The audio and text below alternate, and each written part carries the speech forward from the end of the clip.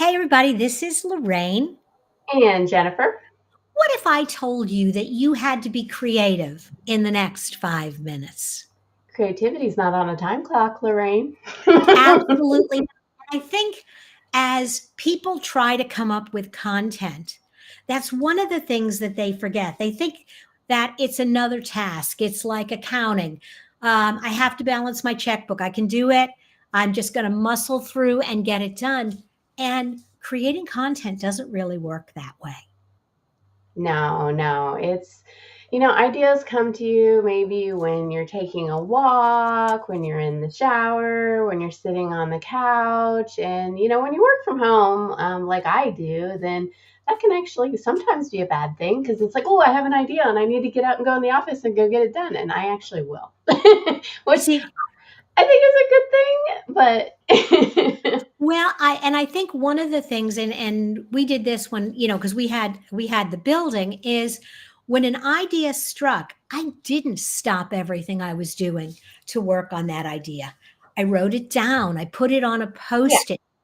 I And put it in my project management system. I have a strategy and I come up with it later, like develop it, but I try not to lose the idea right and there. that's the first thing, is to have that repository, because coming up with content on a regular basis can be really challenging. And so if you have a way of capturing random ideas and collecting them, then when you're ready, when you're in the right mindset and you're like, okay, I've got an hour, what do I want to work on? There it is. Yeah, you've got like a whole list of like different things to do. Because when it's in the moment and in the spot, two things like it's uncomfortable in the spot to come up with it right there, but thinking differently in order to be creative, because creativity at the heart of it for me is about doing things that are uncomfortable and are outside of potentially your comfort zone, especially in marketing, because I have to put myself inside of a buyer that I might not be, and I Mhm. have to understand who that buyer is and get to their buyer persona. And that's a little uncomfortable, but once you start doing it, then you really start to understand them. One of the things that I do, and it has to do a lot with how I process information. I'm high auditory. So a lot of times when I'm working on content for that customer I don't know, I have an imaginary conversation with them in my head. And I ask them questions, or I say it out loud. Yeah, And then I answer the question the way I think they're going to answer it. And I just let the conversation go wherever it goes.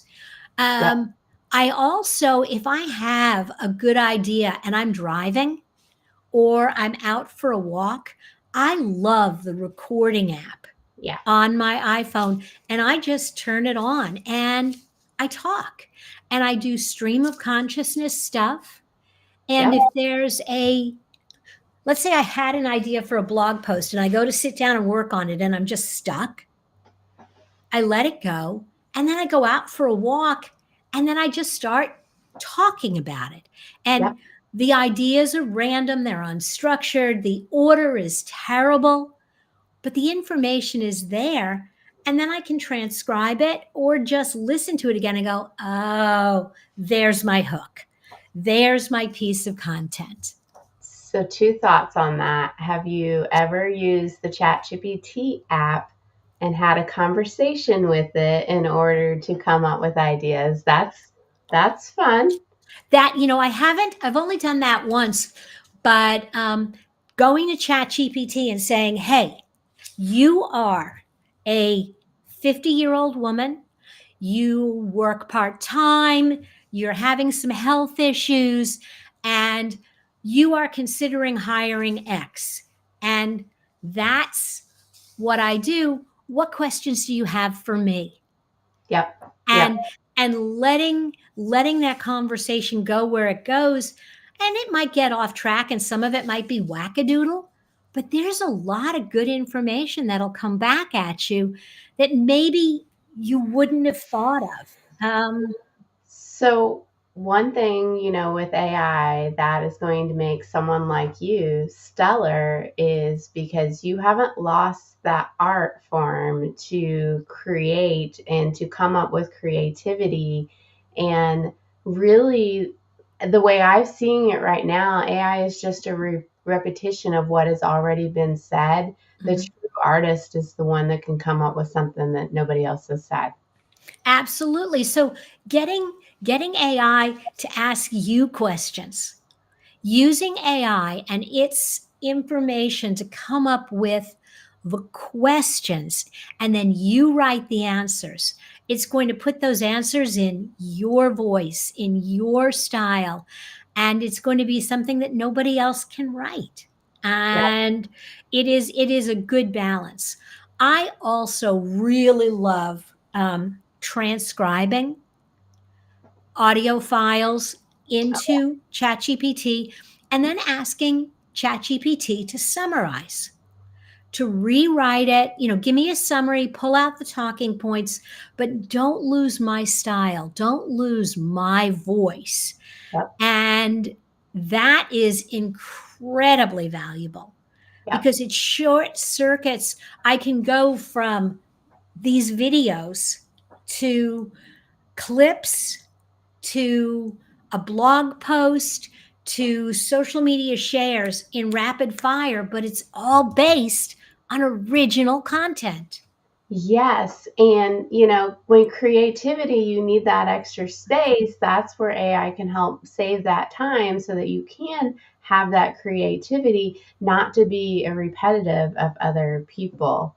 Um, Abs- Absolutely. And when you start with that original content, that original interview, random thought that you've recorded, ChatGPT is not building on all the crap it found on the internet. It's building on what you originally had to say. all of my blog posts come from my podcast or these shows that I'm giving my thoughts on a particular subject, and then it's creating the content out of that. So that is original. It understands my brand, it understands my tone, my style, and it does a pretty good job because I really don't like to write as much as you guys might see me write. I don't like to write. Yeah, okay. So, full confession, I mean, I earned a living writing before ChatGPT, but it was never my strong suit. And so, a lot of the cheats or workarounds that I developed now having ChatGPT to supplement Yeah, is loads of fun. yeah. But ChatGPT is not the only way to kickstart your creativity. No. Um, when you are absolutely stuck, I always encourage people to go visit alien cultures. Go go to companies that have nothing to do. I mean, one of the advantages of owning an agency with lots of clients is we got to do this on a regular basis. But if you are a business owner and you spend all day in your business, call up one of your networking buddies and say, "Hey, Get a can different I view. can I just come visit? Can I come tour your office? Yep, Can we have a cup of coffee and tell me about how your business works?" And yep. even if it has nothing to do with you, you'd be amazed at the Yeah, things that'll pop it's a out in the it's a different conversation. space. Like, that's why I live in nature. I love nature. So, if I can go walk around the yard, Mhm. take a little bit of breather as much as it, like, really is hard for me to do, I know that it's gonna make it better. I mean, there's such an emotional investment in being creative, and you've gotta have that energy to do it. Absolutely, and you've gotta be able to give yourself permission to say, "I'm not feeling it at this moment," and in order to do that, you Yeah, have to work ahead. You cannot wait till the last minute because unless you are a really good writer or a really good designer, you're gonna fall flat. yeah, yeah. Time of day matters. I'm the 4 a.m. club like a psychopath. But 4 a.m., I love that time. I get so much done. I'm so creative. But if you contact me around 2 or 3 o'clock, I'm going to be like, what are we talking You know about? what? You got to know your rhythm. I actually have become much more of an early person, not 4, but you can find me sitting at my computer at 6 a.m. and doing really creative work. And mid-afternoon, I'm out talking to people because I just can't anymore. All right. If you are looking for more ideas on how to be creative with your content, reach out to Jen and I. We would love to chat with you. And the video will tell you how to get a hold of us. All right. Take care. Bye now.